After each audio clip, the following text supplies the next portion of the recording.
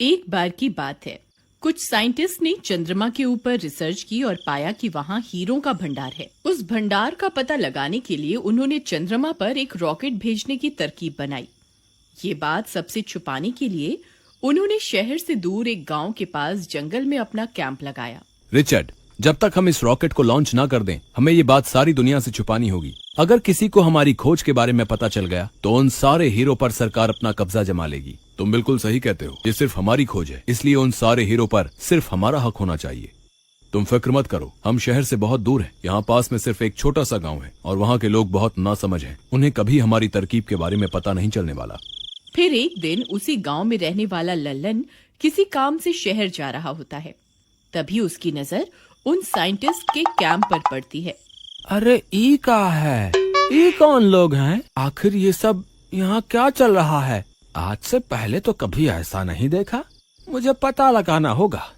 फिर लल्लन चुपके से कैंप के पास जाता है और कैंप में झांक कर देखता है। वहाँ दो साइंटिस्ट आपस में बातें कर रहे होते हैं। लल्लन ध्यान से उनकी बातें सुनने लगता है। भाई, अगर हमने चंद्रमा पर ये रॉकेट पहुंचा दिया तो ये वहाँ हीरो के भंडार के बारे में सही सही पता लगा लेगा। फिर हम अरबों के मालिक बन जाएंगे। तुम सही कहते हो डॉक्टर कुमार, हमारी मेहनत जरूर रंग लाएगी। बस इस खुफिया मिशन के बारे में किसी को पता नहीं चलना चाहिए। अरे दैया रे दैया, ये लोग तो करोड़ों अरबों की बात कर रहे हैं। अच्छा, तो यही रॉकेट है जिसे ये लोग चंद्रमा पे भेजने की योजना बना रहे हैं। वाह बेटे लल्लन, आज तो तेरे हाथ बहुत बड़ी खुफिया जानकारी लग गई है। क्यों ना इसका फायदा उठाया जाए। मुझे अभी के अभी जाकर कालिया को इसके बारे में बताना होगा। फिर वह भागता हुआ जाता है और सीधा कालिया के घर पहुंच जाता है। कालिया भाई, आज मुझे जो जानकारी मिली है तुम उसका यकीन नहीं करोगे। क्यों भाई, ऐसा कौन सा खजाना तुम्हारे हाथ लग गया है? भाई, जंगल के रास्ते से गुजर रहा था, तभी मैंने जंगल में एक कैंप लगा हुआ देखा। जब मैंने वहाँ पहुंचकर उनकी बातें सुनी तो भाई मैं तो दंग रह गया। वो लोग चंद्रमा पे रॉकेट भेजने की बात कर रहे थे। वो लोग कह रहे थे कि वहाँ हीरो का भंडार है जिसकी कीमत अरबों में है। लल्लन भाई, तुमने कोई नशा तो नहीं कर रखा ना? आज ये कैसी बहकी बातें कर रहे हो? भाई, मुझे पहले ही पता था तुम मेरी बात पे विश्वास नहीं करोगे। एक काम करो, तुम खुद मेरे साथ चल कर देख लो कि आखिर वहाँ चल क्या रहा है। फिर लल्लन और कालिया फिर से जंगल में बने खुफिया कैंप के पास पहुंच जाते हैं। देख भाई कालिया, अब तो विश्वास हो गया तुम्हें। ये वही कैंप है जहाँ वो साइंटिस्ट रहते हैं। और वो देखो, ये वही रॉकेट है जिसे ये लोग चांद पर भेजने के चक्कर में है। चलो मेरे साथ, चलो, मैं तुम्हें इनकी बातें सुनाता हूँ। हम अब और इंतजार नहीं कर सकते। आज रात को ही इस रॉकेट को चंद्रमा पर भेजना होगा। अगर हमने और इंतजार किया तो हो सकता है हमारी हीरो की खोज के बारे में सबको पता चल जाए। हमारा अरबों का नुकसान हो जाएगा। कालिया ये सारी बातें सुनकर दंग रह जाता है।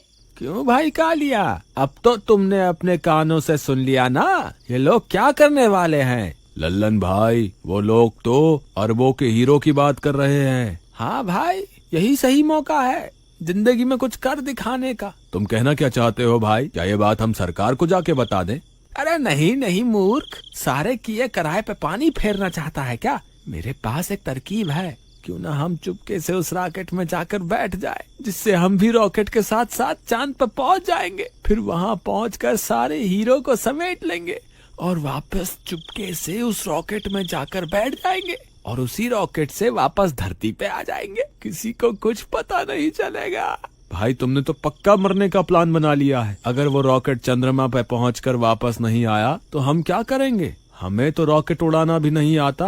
अरे तुम घबराओ मत, कुछ नहीं होगा। ये रॉकेट वहाँ खोजबीन करने जा रहा है, इसलिए ये कुछ ही घंटों में वापस आ जाएगा। बस हमें सही समय पर उस रॉकेट में बैठ जाना है, बस। भाई, मुझे तो इस तरकीब में बहुत गड़बड़ लग रही है। ये बहुत खतरनाक हो सकता है। अरे भाई, कुछ गड़बड़ नहीं होने वाली, मेरा विश्वास करो। हम आज रात ही चुपके से जाकर उस रॉकेट के अंदर बैठ जाएंगे, बाकी तुम मुझ पे छोड़ दो। रात होने पर वे दोनों रॉकेट में बैठने के लिए जंगल की ओर चल देते हैं। कुछ ही देर में वे लोग वहाँ पहुँच जाते हैं।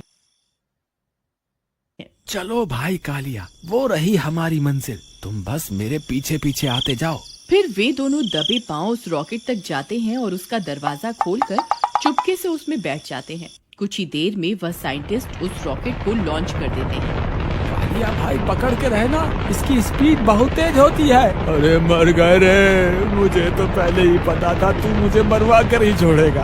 अरे बचाओ रे, अरे ये तो बहुत तेजी से ऊपर जा रहा है। अरे हाय लल्लन भाई, मेरी तो सांस ही अटक रही है, मुझे लगता है मैं मरने वाला हूँ। हे भगवान मुझे बचाओ। अरे मर गए रे, अब की बार मैं नहीं बचने वाला। कालिया भाई रोना बंद करो। और वो देखो नीचे का नजारा कितना खूबसूरत है। हमारी पृथ्वी अंतरिक्ष से कितनी सुंदर दिखाई दे रही है। हाँ भाई लल्लन, तुम सही कहते हो। लल्लन भाई ये मुझे क्या हो रहा है, मैं हवा में क्यों उड़ने लगा हूँ? कहीं मैं सच में तो बुलबुला नहीं बन गया? हे भगवान ये सब क्या हो रहा है? कालिया भाई डरो मत, इसे गुरुत्वाकर्षण बोलते हैं। हम पृथ्वी के वायुमंडल से बाहर आ गए हैं, इसीलिए ये सब हो रहा है। तुम घबराओ मत, हम कुछ ही देर में चांद पर पहुंच जाएंगे। कुछ देर इंतजार करने पर रॉकेट चांद पर पहुंच जाता है और चांद की सतह पर उतर जाता है। वो देखो कालिया भाई, हम पहुंच गए। नीचे देखो चांद दिखाई दे रहा है। चलो बाहर चलते हैं।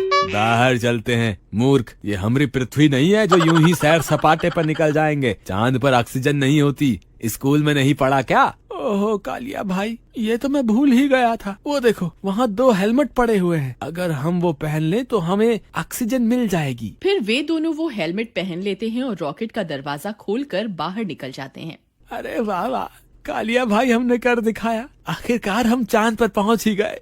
अरे लल्लन भाई वो देखो, वो साइंटिस्ट की बात तो सच साबित हुई। वहाँ देखो, वहाँ तो हीरो का भंडार लगा हुआ है। चलो जल्दी से हीरे समेटकर वापस रॉकेट में बैठ जाते हैं। वे दोनों भाग कर जाते हैं और सारे हीरों को एक थैले में भरने लगते हैं।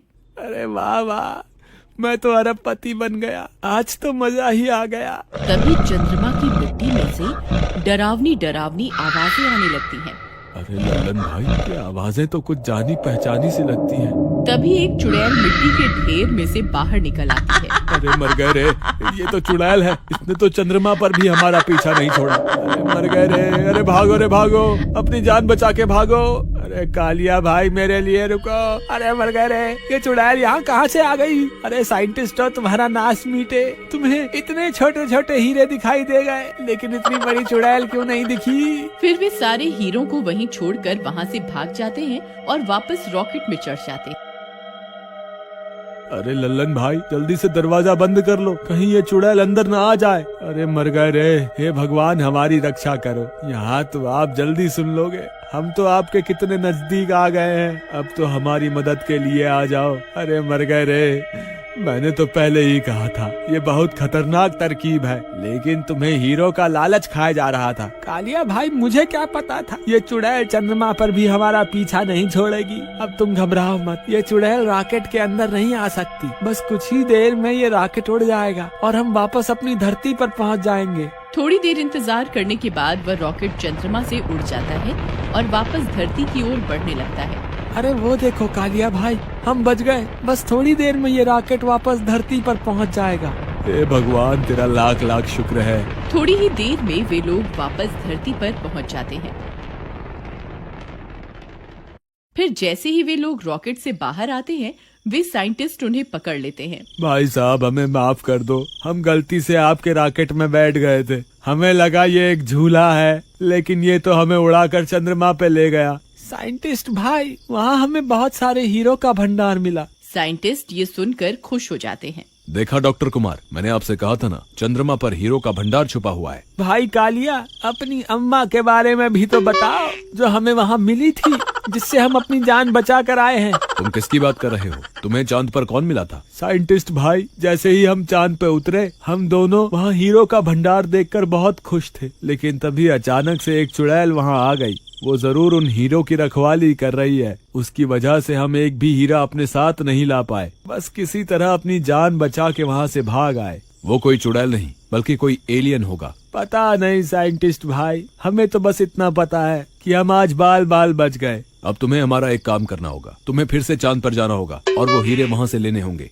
तेरा नाश मीटे साइंटिस्ट, हमें फिर से मौत के मुंह में धकेल रहा है। मैं कहीं नहीं